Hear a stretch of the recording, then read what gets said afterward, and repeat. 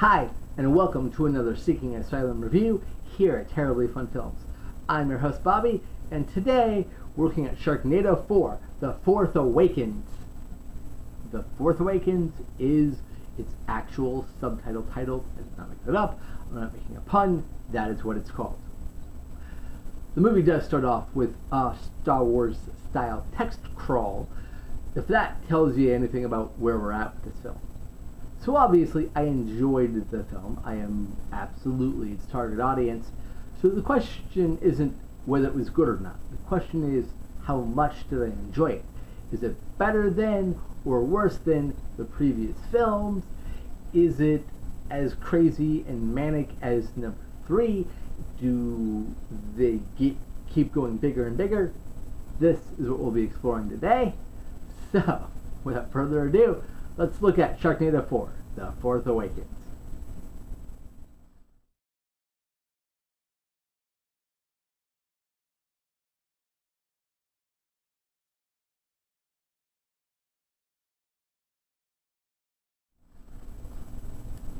There will be a big spoiler in my review, but I'm going to save that till closer to the end, and I will make sure to warn everybody before it happens.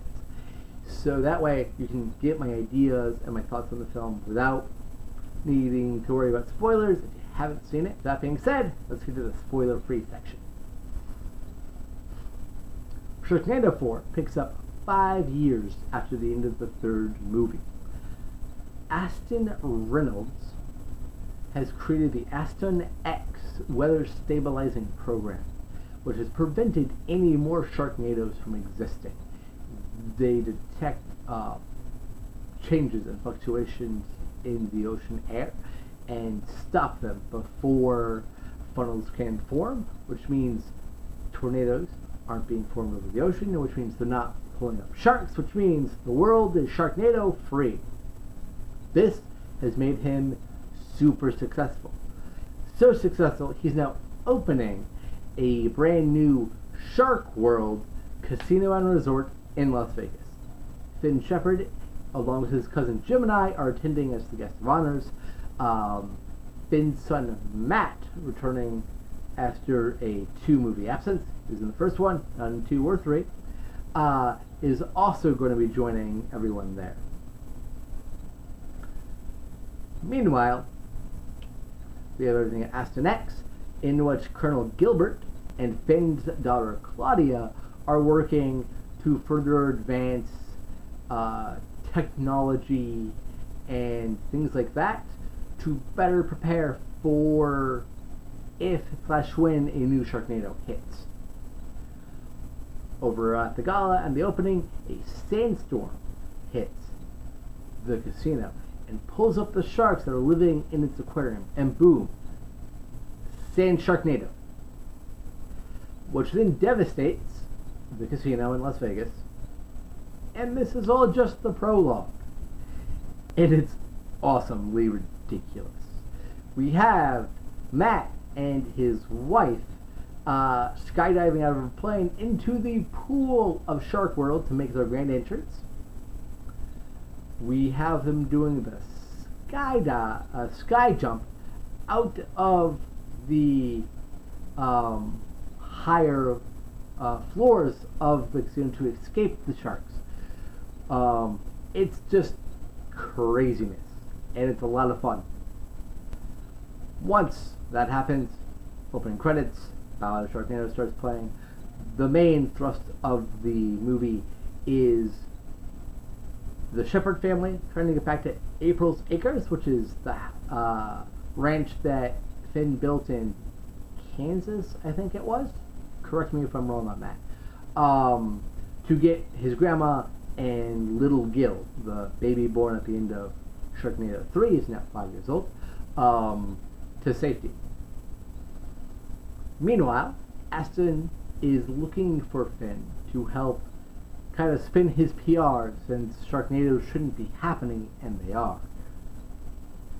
Not really a spoiler, so I'll get into that. The reason they're happening is because Aston X only worked for water. It only can detect the changes in the water funnels and barometric pressures there. It was never meant for land, so it can't read them.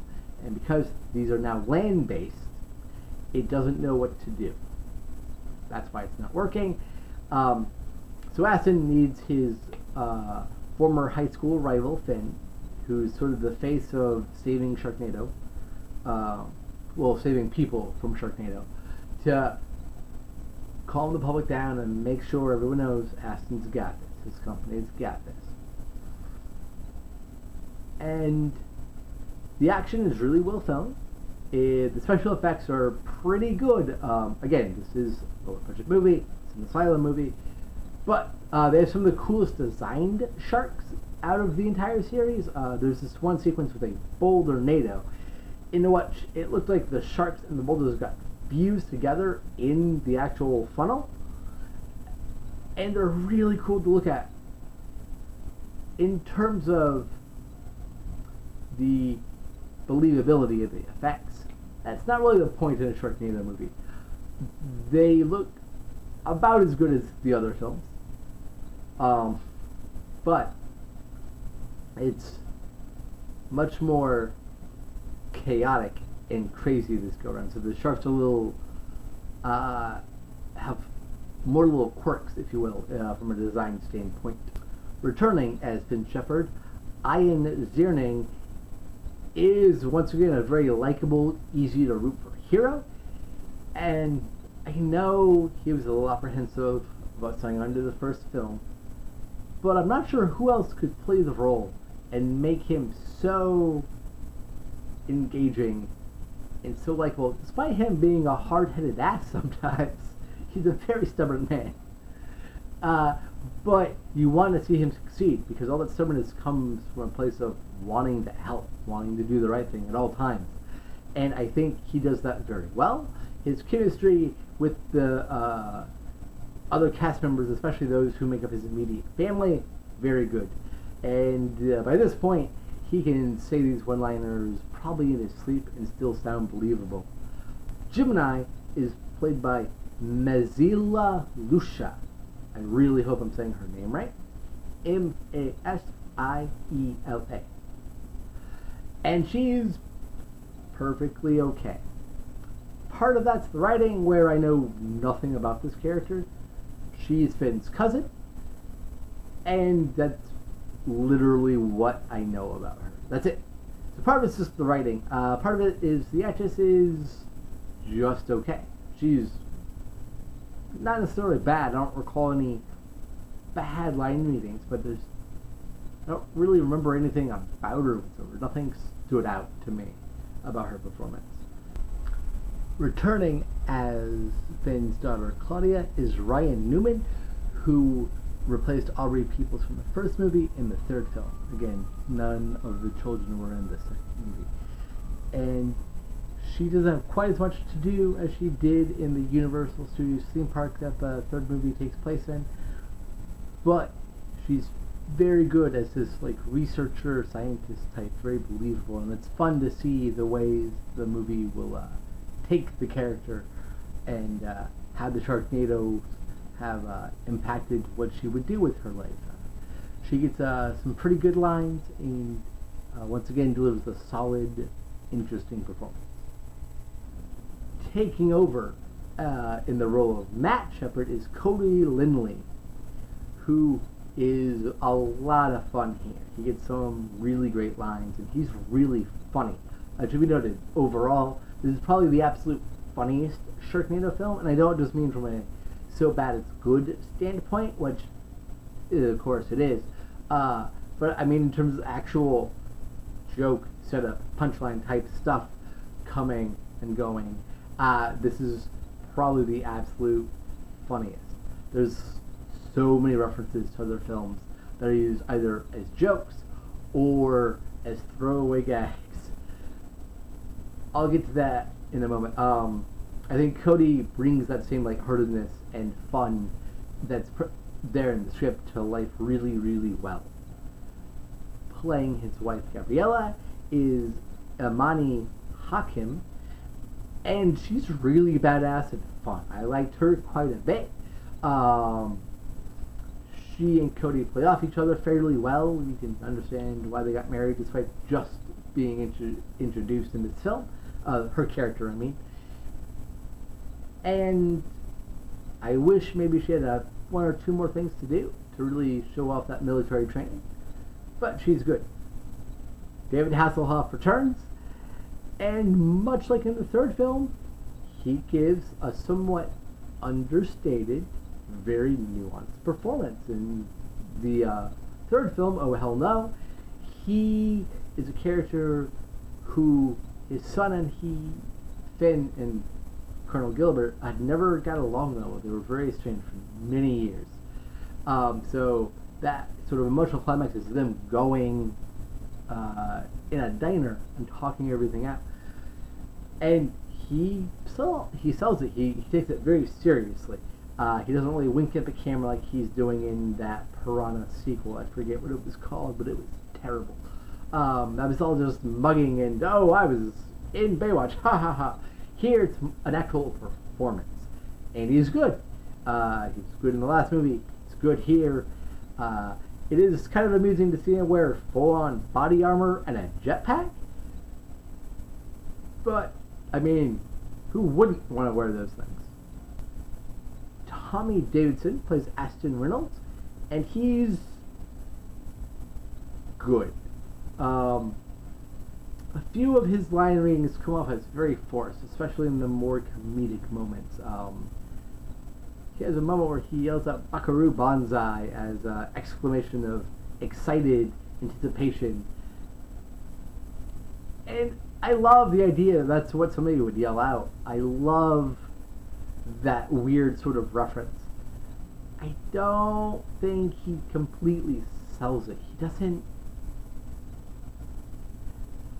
It's hard to describe. 'Cause in the quieter scenes, in the more dramatic scenes, if you will, I think he's just fine. But when he's meant to be a little more action-oriented, I don't buy it. As Little Gil, we have the twins Christopher and Nicholas Stone. And they're good. Nothing fantastic, but they are cute little kids, and they're a lot of fun to watch, and that's really all that's required of them, so good job there. New to this film is frickin' Gary Busey playing Wilford. His name is Wilford. It's Gary Busey, and he's insane because he's Gary Busey. It's awesome. It's a lot of fun to see Gary Busey in this kind of ridiculous environment and in this kind of a movie. So that was enjoyable. We also have Stacey Dash as the mayor of Chicago, I believe it is, with a huge chip on her shoulder against Finn Shepard for reasons I'm not totally clear on, but that got a lot of laughs from me. She plays it well, and her eventual demise, because if you don't like Finn Shepard, you're not going to live in these movies. Simple as that.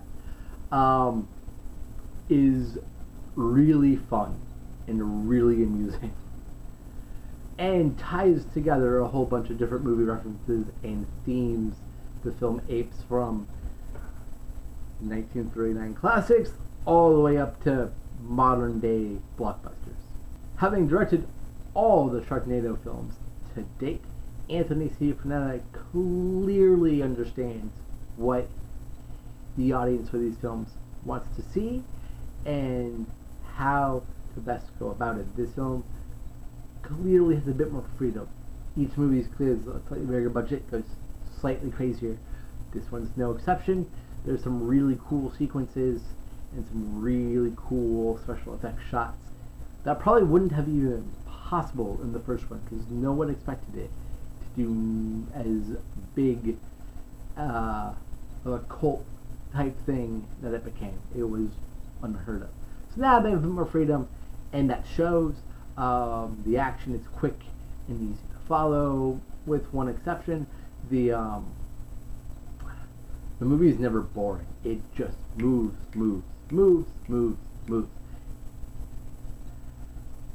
And that is also thanks to returning scriptwriter, once again, he's done all 4 Sharknado films, of Thunder Levine. And again, between he and Anthony C. Fernanda, they understand what the audience wants. They want ridiculous science, all the air quotes around that, please, and they want goofy, silly action with goofy one-liners and an ever-evolving, ridiculous amount of chainsaws. The last movie saw a sort of lightsaber chainsaw. Hi, kitty. This is Shiloh Kitty. She's very needy at the moment. Say hi to the world.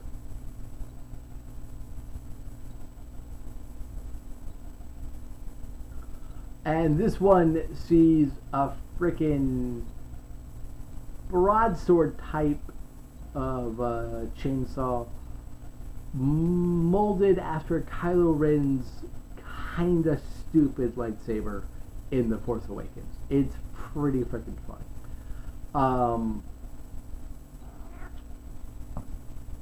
Sadly, that quick pace and that love of references and gags and that sort of thing. Let me back up. The script references The Wizard of Oz several times. It references Star Wars, not just in the title, but throughout. Star Trek, Buckaroo Banzai, you heard me mention that's a direct reference in that they say Buckaroo Banzai. A little bit of Jaws, and the best one comes out of crossover, another crossover from the Lavalantula world, the sci-fi movie Steve Gutenberg, where he fights lava-spewing spiders, in which Ben and his group need a car really quickly. So Ben calls up his friend Weston and he gives them a red car and says it's Christine. And when asked if how they should get it back to him, he goes, "Oh, she'll find me on her own." That reference is amazing. It's so ridiculous to see that sort of thing pop up in this movie. It's brilliant. I loved it. Sadly, the movie is so busy, racing from action scene to action scene to crazy moment to crazy moment, that it doesn't slow down. So it doesn't seem like the characters ever are processing the dramatic things happening to them.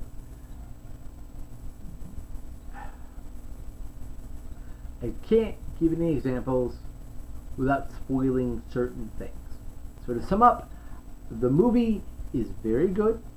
It's a lot of fun, but it probably should have been 2 films. I think that they had so much going on that they forgot to actually move the characters forward in any real way. And the film does suffer a little bit from it, considering how important family is throughout the Sharknado films. That's my spoiler-free sum up. Spoilers start now. Going on to the negative stuff again. The movie doesn't ever let the impact of events seem like it affects our characters in any way, shape, or form. For example, there's a sequence where Matt's wife gets squished by a shark. And what happens with that is nothing. He looks a little sad, and Finn says, "I'm sorry," and that's it. It's 2 lines of dialogue, maybe, and then we move on to our next crazy, fun action scene. And the action scenes are crazy and fun, but still, I understand that the audience just met this character, so slowing down to allow that sort of grieving for our main characters doesn't seem that necessary, especially when there's all the civilian casualties that for characters we don't know, that we don't care about. But when you take the time to introduce a character not just a character, but a character who's important to one of our leads. It's his wife. And you have her have major action scenes and quips and one-liners. When she dies, that should be dealt with, you know? So that was a little disappointing. But the biggest issue revolves around Tara Reid's character, April.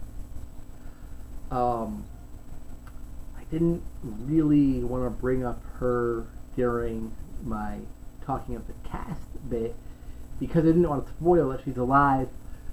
I know Sci-Fi did the TV spot where they reveal she's alive, and that's fine, that's good on them, but if somebody missed it before they watched the film, I didn't want to be the one to ruin that. I voted for her to live at the end of Sharknado 3 because I believe that outside of crazy, ridiculous Sharknado things in action, the franchise is about the Shepherd family. Taking that away it would change the dynamic in a weird way, and I don't think that works for what these films portray and what they represent. That being said, I really love her performance here. It's probably her best performance in a Sharknado film. I'll get to reasons why as I explain certain things. But she's alive. Sadly, I think the movie bungles her reintroduction. We cut from all the craziness of the prologue, opening credits. You see a bridge, somebody's running on the bridge with a hoodie. We follow them into a building, and then she takes off her hoodie and reveals Tara Reid, returning as April. She talks to somebody. It's revealed to be Gary Busey is her dad, and he has turned her into a full-on cyborg, so she needs to enter this chamber to recharge her battery, basically. It's a shockingly anticlimactic reveal for that. I think maybe she rescued somebody from a car accident or from a burning building or something. So like we just see from her from the back. So it's this person in a black hoodie, black pants, and she like runs into this building. She snatches a kid and a dog out of the burning building. She returns them. We still can't see her. And then we see her running on the bridge back to where she should be, because she did all this activity saving people. She would need to recharge. And then that's her reveal. That would be great. It feels like we're missing something. That would make it more impactful. Like they wrote the scene and didn't have the budget to film it or something. Because as is, it's just, oh, she was out for a run. Alright. That's awkward. But the movie does do right by her in some ways.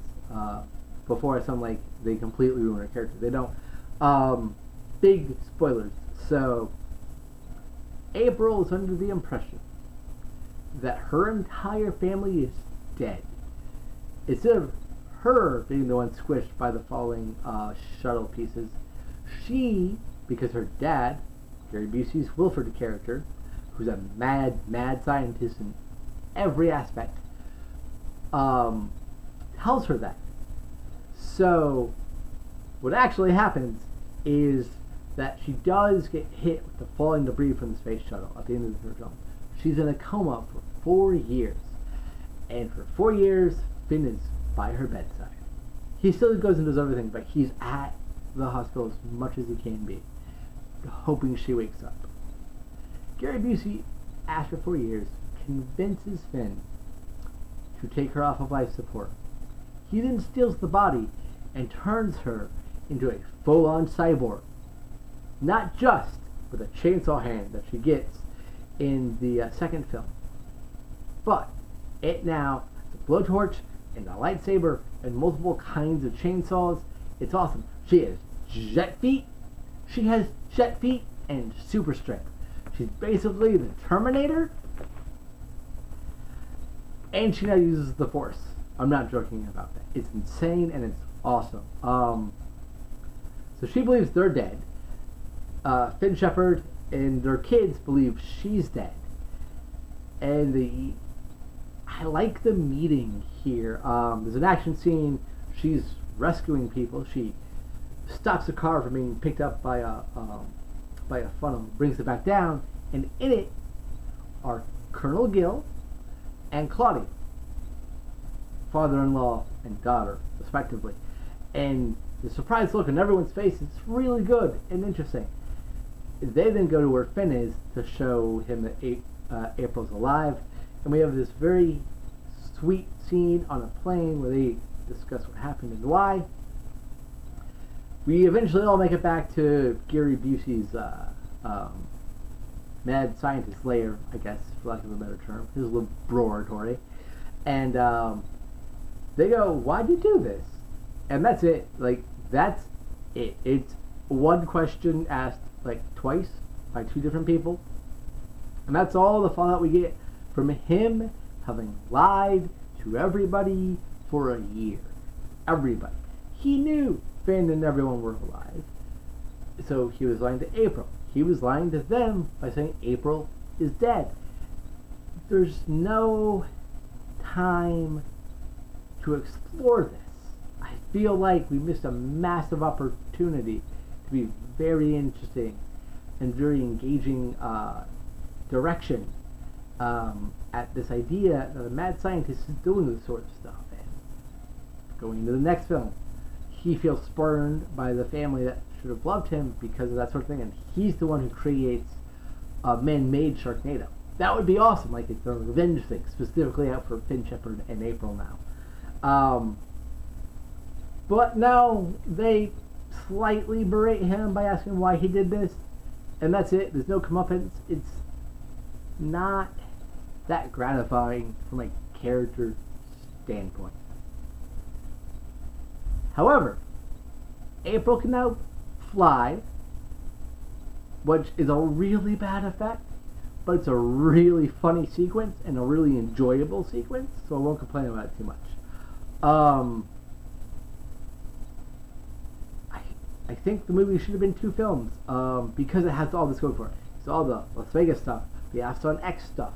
Which, okay, those are easily combined into one thing, and it has all the new sorts of land-based Sharknadoes, and that was enough. The April stuff should have been its own movie, or vice versa. Make the April stuff the focus. Her returning to her family the focus, and wait on the Aston X stuff. It's just so much that it's hard to follow everything going on at once. Not that you don't care, not that it's confusing, it's just you're gonna forget a plotline here or there, or a character here or there, or the movie really feels overstuffed. But ambition goes a long way with me, so that's not that big of a complaint. Overall, Sharknado 4: The Fourth Awakens is a lot of fun. I would put it on par with the second film, just below the third and first for me. The third one's probably my favorite. It's the most ridiculous. The cleverest cameos, and I think it is the one that really embraces its true nature the best. This one goes for it. It falls just a little short though. But it still has all the cheesy one-liners, all the goofy effects, all the ridiculousness that you've come to love and expect from a Sharknado film. So it delivers. So maybe next time let's not go bigger and just maybe parse things down just a little bit so we can actually have a connection with our characters and understand what they're going through. Thank you for watching. I've been your host, Bobby, and as always, I'll see you next time.